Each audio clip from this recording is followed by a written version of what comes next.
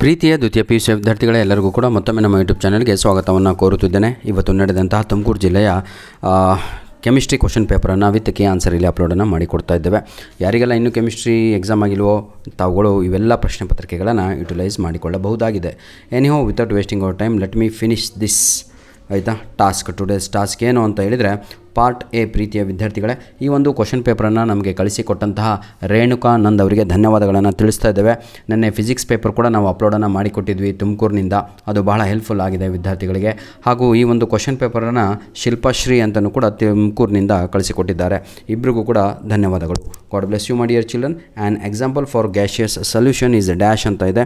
ಇದಕ್ಕೆ 100% ಸರಿಯಾದ ಉತ್ತರ ಬಂದು ಆಪ್ಷನ್ ಸಿ ಆಗಿ ಇರುತ್ತದೆ. Question number 2 my dear children, statement 1 and 2 ಅಂತ ಇದೆ. ಇದಕ್ಕೆ 100% ಸರಿಯಾದ ಉತ್ತರ ಬಂದು ಆಪ್ಷನ್ ಬಿ ಆಗಿರುತ್ತೆ. Statement 1 is correct but statement 2 is incorrect is the right answer. Question number 3, my dear children, if KH value of the oxygen and the hydrogen in water 293 Kelvin is 34.86 and the 69.16 K bar respectively, this means in water is dash ಅಂತ ಇದೆ. 13ನೇ question number 3ಕ್ಕೆ ಸರಿಯಾದ ಉತ್ತರ ಬಂದು oxygen is more soluble than hydrogen is the right answer. A. Question number 4, if the abnormal molar mass of a substance is more than normal molar mass, then the substance undergoes dash ಅಂತ ಇದೆ. 4ನೆಯ ಪ್ರಶ್ನೆಗೆ ಸರಿಯಾದ ಉತ್ತರ ಬಂದು association is the right answer is option C. Question number 5, during electrolysis of aqueous sodium chloride, the product formed at the cathode is dash ಅಂತ ಇದೆ. 5ನೆಯ ಪ್ರಶ್ನೆಗೆ ಸರಿಯಾದ ಉತ್ತರ ಬಂದು that is hydrogen is the right answer. H2 ಅಂತ ಇದೆ ಅಲ್ವಾ, option D is the right answer. Question number 6, the quantity of electricity required to reduce one mode of ಅಂತ ಇದೆ ಅಲ್ವಾ. Question number 6 right answer is option C. 1F is the right answer. The chemical composition of Rust is dash ಅಂತ ಇದೆ. 7ನೆಯ ಪ್ರಶ್ನೆಗೆ ಸರಿಯಾದ ಉತ್ತರ option D ಆಗಿ ಇರುತ್ತದೆ. 8ನೆಯ ಪ್ರಶ್ನೆ, the species with highest standard reduction potential in electrochemical series is dash. 8ನೆಯ ಪ್ರಶ್ನೆಗೆ ಸರಿಯಾದ ಉತ್ತರ F2 is the right answer. Question number 9, the elements commonly trapped in sticks of transition elements are dash ಅಂತ ಇದೆ.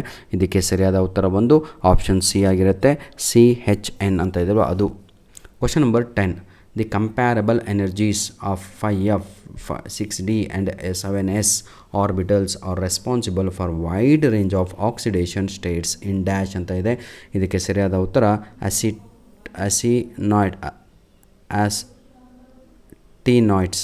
actinoids ಆಯಿತಾ, option C. Question number 11, an ion which is diamagnetic in nature, that is called, question number 11 A is the right answer. Next, enantiomers differ in their dash ಅಂತ ಇದೆ. 12ನೆಯ ಪ್ರಶ್ನೆಗೆ ಸರಿಯಾದ ಉತ್ತರ ಬಂದು optical rotation is the right answer. Question number 13, the polyhalogen compound which is oxidized to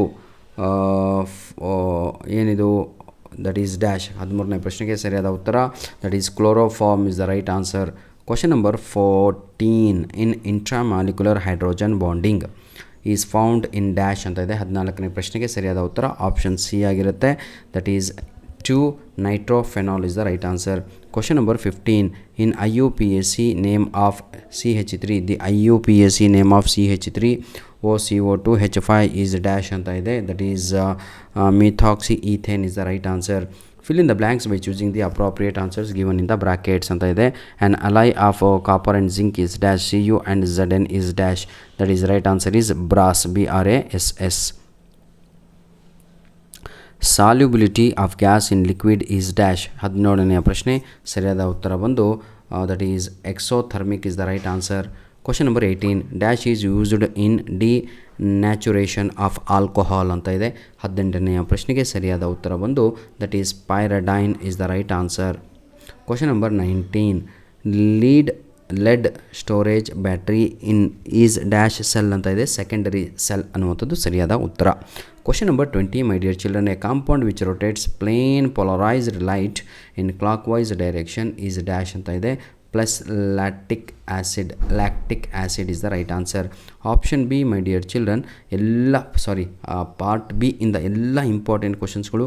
ಯಾರಿಗೆಲ್ಲ ಇನ್ನೂ chemistry exam ಆಗಿಲ್ವೋ ತಾವುಗಳು ಇವೆಲ್ಲ ಪ್ರಶ್ನೆ ಪತ್ರಿಕೆಗಳನ್ನು ಯುಟಿಲೈಸ್ ಮಾಡಿಕೊಂಡು ಒಳ್ಳೆಯ ಅಂಕಗಳನ್ನು ತೆಗೆದಬಹುದು. ಮತ್ತೊಮ್ಮೆ ಈ ಒಂದು ಪ್ರಶ್ನೆ ಪತ್ರಿಕೆಯನ್ನು ನಮಗೆ ಕಳಿಸಿಕೊಟ್ಟಂತಹ ರೇಣುಕಾನಂದ್ ಹಾಗೂ ಶಿಲ್ಪಾಶ್ರೀ ಅವರಿಗೆ ಧನ್ಯವಾದಗಳನ್ನು ತಿಳಿಸ್ತಾ ಇದ್ದೇನೆ. ಈ ವಿಡಿಯೋದ ಡಿಸ್ಕ್ರಿಪ್ಷನ್ ಬಾಕ್ಸಲ್ಲಿ ಯಾರಿಗೆಲ್ಲ ಇಂಗ್ಲೀಷ್ ಎಕ್ಸಾಮ್ ಇನ್ನೂ ಆಗಿಲ್ವೋ ಅಂತಹ ವಿದ್ಯಾರ್ಥಿಗಳಿಗೆ ಫಿಕ್ಸ್ ಗ್ರಾಮರು, ನಿಮ್ಮ ಮಿಡ್ ಟರ್ಮ್ ಎಕ್ಸಾಮ್ಗೆ ಬರುವ ಗ್ರಾಮರಿನ ಲಿಂಕ್ಸ್ಗಳನ್ನು ನೀಡ್ತೇನೆ, ಅದನ್ನು ಉಪಯೋಗಿಸಿಕೊಳ್ಳಿ. ಧನ್ಯವಾದಗಳು. ನಿಮ್ಮ ಪ್ರೀತಿ ವಿಶ್ವಾಸ ಸದಾ ನಮ್ಮ ಜೊತೆ ಹೀಗೆ ಇರಲಿ. ಏನಾದರೂ ಡೌಟ್ ಇದ್ದಲ್ಲಿ ತಾವುಗಳು ಕಮೆಂಟ್ ಮುಖಾಂತರ ಅದನ್ನು ಸರಿಪಡಿಸಿಕೊಳ್ಳಬಹುದು. ದಯವಿಟ್ಟು ಪ್ರಥಮ PUCಯ ಅಥವಾ ದ್ವಿತೀಯ PUCಯ ಪ್ರಶ್ನೆ ಪತ್ರಿಕೆಗಳನ್ನು ನಮ್ಮ ಮೇಲ್ ಐಡಿಗೆ ಕಳುಹಿಸಿಕೊಡಿ ಅಂತ ನಿಮ್ಮಲ್ಲಿ ಪ್ರತಿಯೊಬ್ಬರಲ್ಲೂ ಕೂಡ ನಾನು ರಿಕ್ವೆಸ್ಟನ್ನು ಮಾಡಿಕೊಳ್ಳುತ್ತಿದ್ದೇನೆ. God bless you all the best. ಏನಾದರೂ ಹೆಲ್ಪ್ ಬೇಕಾದಲ್ಲಿ ತಾವುಗಳು ಕಮೆಂಟ್ ಮುಖಾಂತರ ನಮ್ಮ ಮೇಲ್ ಐಡಿಗೆ ಮೆಸೇಜನ್ನು ಕಳಿಸಬಹುದು. ನೋಡಿ ವಿದ್ಯಾರ್ಥಿಗಳೇ, ಇಂಗ್ಲೀಷಲ್ಲಿ ಏನು ಡೌಟ್ ಇಟ್ಕೊಬೇಡಿ. ನಾನು ಹೇಳಿದಂಥ ಎಲ್ಲ ಡಿಸ್ಟಿಕಲ್ಲೂ ಎಲ್ಲ ಕ್ವಶನ್ ಪೇಪರಲ್ಲೂ ಅವೇ ಕ್ವಶನ್ಸ್ಗಳು ಬಂದಿರುವುದುಂಟು. ಧನ್ಯವಾದಗಳು.